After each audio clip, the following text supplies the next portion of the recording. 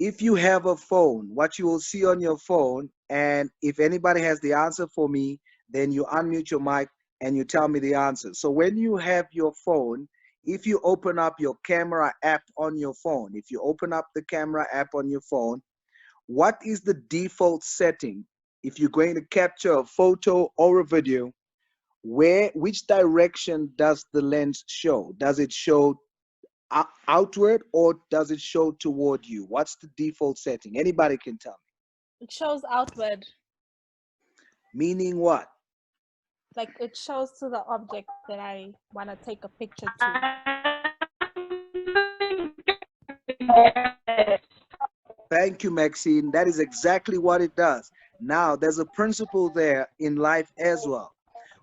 In life, our default setting as human beings, when we consider life, when we look at things, we usually look at things and we capture what is outside. We always look at what other people are doing, other people's issues, other people's situations.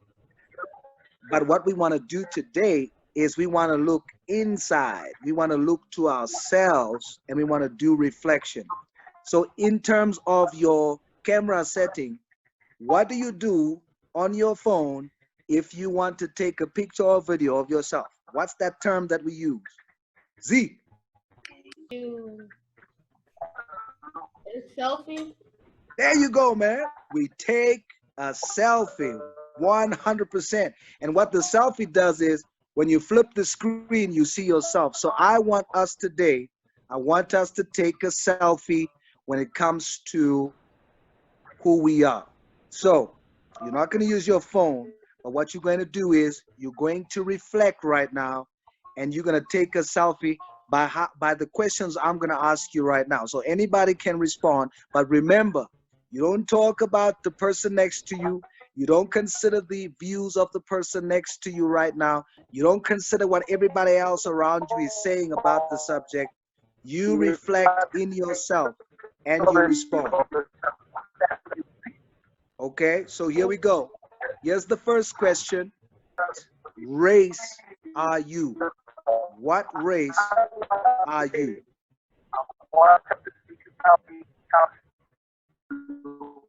Who wants to go first? Hi, Jamie.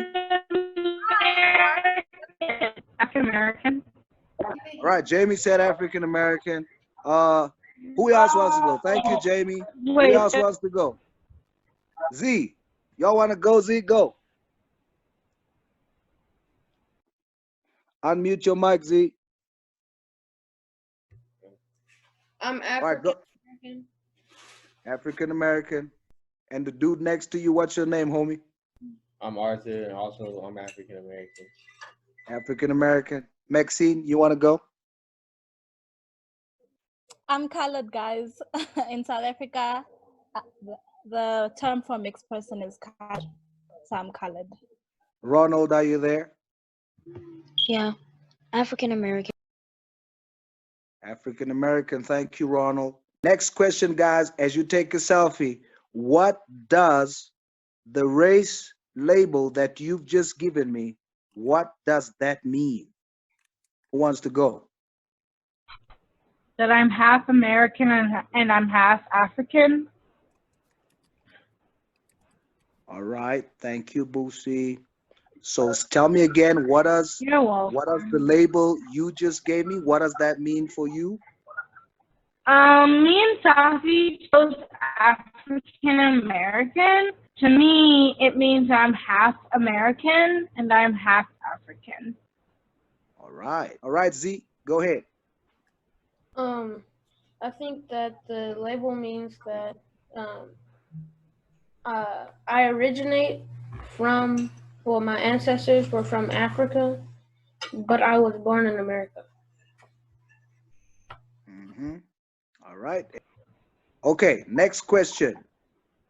As we take a selfie now, who told you that's who you are? No one. Whoa. So you just came out of your mommy's womb and went, I'm African American. Yeah, no. Who told you that? Who told you you are what you just told me you are? Who wants to go? Is Myself? it okay if I go? Who wants to go? Max, you want to go? Go ahead. So I think that no one actually tells you like, listen here, you're African American or you're colored.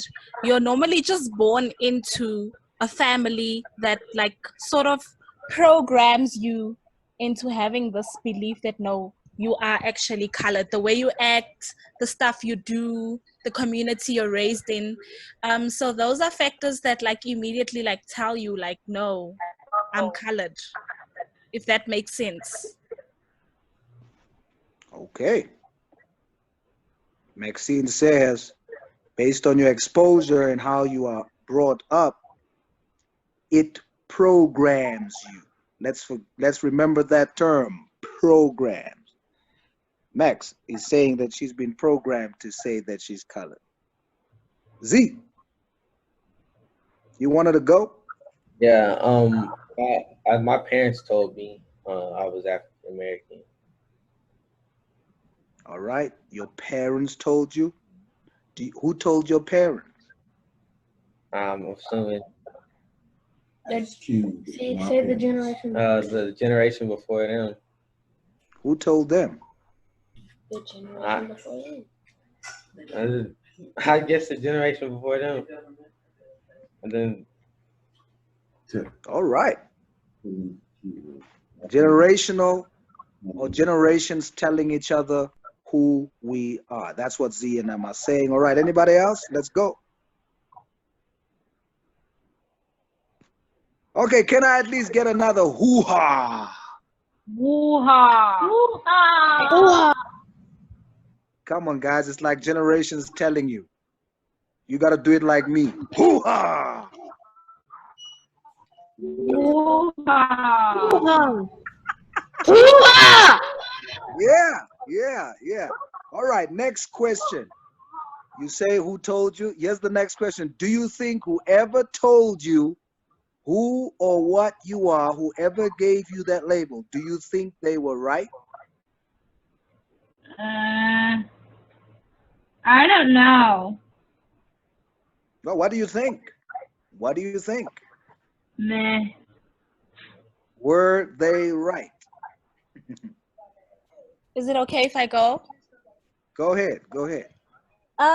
So I would say that with regards to like the narrative that they would describe a colored person as, they were wrong. I think you eventually look for your own identity, but their narrative of what a colored person is and the stereotype or connotation towards that certain race was wrong. So I don't agree with them saying that I'm this kind of colored person. I don't know if that makes sense, but yeah. Makes sense, but who's they? Like your parents and your uncle and like the generations before you, like the people you grow up with who like nurture you from your toddler infant days to like becoming a teenager, they sort of mold you. So like to have this perception of what your race is or how you should act, you know what I mean? So yeah. All right. So in South Africa, real quick, for those of you that don't know, in South Africa, Maxine is from South Africa and she is labeled colored. And how that happened was many years ago, the South African government during the apartheid regime had different acts, different legislation. One was the Immorality Act, one was the Population Register Act. And what happened was, Maxine, the Immorality Act basically said that so-called white people cannot have intimate relations with so-called black people. And that was the law. And then what happened was, because humans are humans, so-called white people looked at so-called black people and vice versa, and they had a liking in each other, And boom, here comes a race that the South African government at the time didn't expect. And then they didn't know what to call that race. And the next thing that happened was when they did the Population Registrations Act rather, they didn't know how to register this particular new population that they call it. And because different races were mixing, whether it was so-called white or so-called black, or whether it was Indian with so-called black, or whether it was so-called black with Chinese or whatever, then what they did, they coined a term called colored. And that term, because if you're not black, if you're not white, what are you? So they said colored. And the thing about it is, policy-wise, that race, different races were then classed differently to be either superior human or less human. And even the so-called colored race in the South African context was considered less human. And so all of these labels were given for policy just to compartmentalize and put people into different racial boxes. Now, those of you in other countries, you can share with us what that means in your context. But all these labels puts us into different boxes, and as we identify, it sort of separates us from the core of saying that we are all humans. Do you guys think, in the context of what I just explained, do you think that those who gave the label to us, myself and Maxine, for example? I'm also sharing my screen right now. I don't know if everybody can see that. But this is a card, a school card that actually has the racial classifications on it. And you see the 5 that Ashley just described. It says African, colored, Indian, white, and other. And we have similar classifications in the United States, you know. I normally don't subscribe to those, but we have the same options. It'll say black, white, Asian, Pacific Islander, and then it'll say other or like mixed race, which I always thought was interesting. So yeah, hopefully and Hispanic. I think they put Hispanic. Hispanic, yeah, that's Hispanic. It'll say Latin or Hispanic. Latin or Hispanic. Thank you so much, Lamont. And that's really what I want to zoom into. So if everybody can see that picture there, let's say in my case, there's African, colored, Indian, white, and other. So in my country, I'm supposed to put colored. And Sophia said that because I'm born in South Africa, that makes me African. But if you look at the categories there, it says African or colored. So if you guys were me, born in South Africa, and you are classified as colored, because I'm born in South Africa, that makes me African, right? So what box do I now tick? Do I tick African or do I tick colored? Can I just comment on that, Pastor Ash? Go ahead.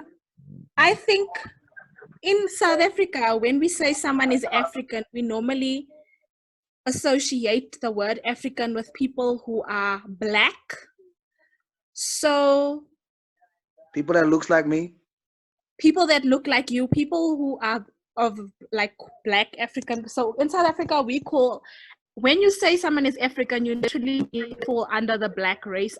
I guess it's a less offensive word to use for calling someone black. So we normally call an African person black, a black person African. So you would then fall under colored.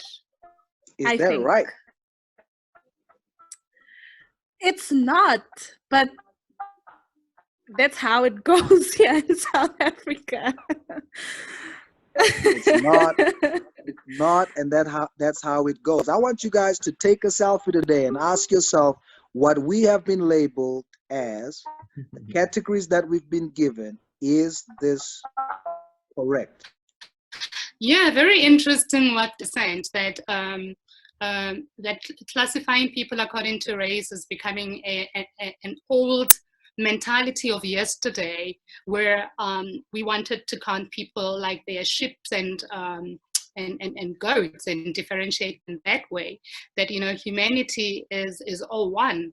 But somehow we find ourselves locked in these identities that have been imposed on us based on the, you know, the colors of our skin. I'm interested on what Padile Hohla, I don't know if you're familiar with who Padile Hohla is. He is a statistician general in South Africa running Statistics SA, and one of his jobs is to count the population of the country and also, you know, account for different segments and ethnicities and measure how people are growing in the country. So I wonder how we would have to advise him if he was doing the counting of people in South Africa, and how to deal with these classifications, because I think he's been having that headache for quite some time. I know that Statistics South Africa has changed from calling people black, white in their forms. If you look at them now, they've changed to African, colored, European, or, you know, whatever descent. So this conversation has been there for some time. And I suppose, you know, we in those times where even, you know, mentalities have to change, especially of those people who are in leadership. And it is us who are young, who are seeing, you know, things from a fresh eye, who have to advise them and think about how could we do this thing differently. Wouldn't it be simpler to then, wouldn't the counting be simpler if you just count everyone in South Africa and say we have so many South Africans in South Africa, and then differentiate between how many of those South Africans are without land, are without housing, are without this, are without that, and then ask, what do we do as a government or as a people to ensure that we eradicate that percentage of poverty, of unemployment for that percentage of South Africans? I think that's a great point. That's a great segue too, Ashley. We have that same thing even here in the United States. You know, there's a lot of the haves and the have-nots, and we got to start looking beyond color. This conversation is amazing. We're going to have to continue it. There's just so much to get into, so many different perspectives and points.